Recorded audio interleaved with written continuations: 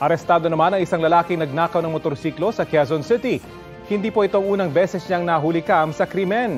Balitang hatid ni James Agustin.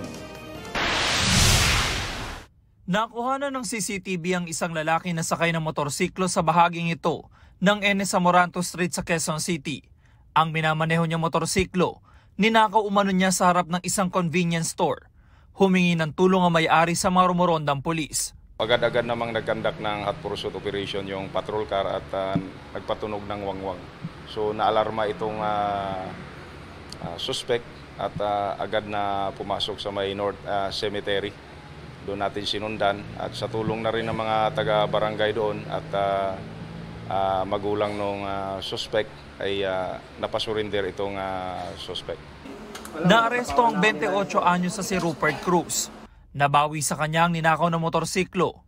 Si Cruz din umano ang nahulikam na nakaupo sa harapan ng isang fast food restaurant sa N. Zamoranto Corner, Banawi Street noong June 1. Nilapitan niya ang isa sa tatlong nakaparadang motorsiklo.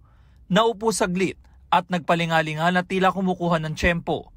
Napatayo siya nang may umatras na sasakyan pero muli niyang nilapitan at sinakyan ng motorsiklo. Ilang saglit pa, tinangay na niya ito. Sa dalawang insidente, parehas na naiwan ng mga may-ari ang susi ng kanilang motorsiklo habang nakaparada ito. Biniverify niya muna ang paligid kung may nakatingin sa kanya. Nung makita niya na walang nakatingin at may pagkakataon, agad niyang pinaandar ang motorsiklo at tinangay na ito. Maharap si Cruz sa reklamong paglabag sa new anti-carnapping law. Aminado siyang tinangay niya ang motorsiklo. Sa batas na lang po, yun po talaga magagawa eh. Pero kinuha niyo mo yung motor? Wala eh. Kailangan. Dala po yung pangangailangan din po. Paalala naman ng mga otoridad sa mga motorista. Huwag masyadong pakampante.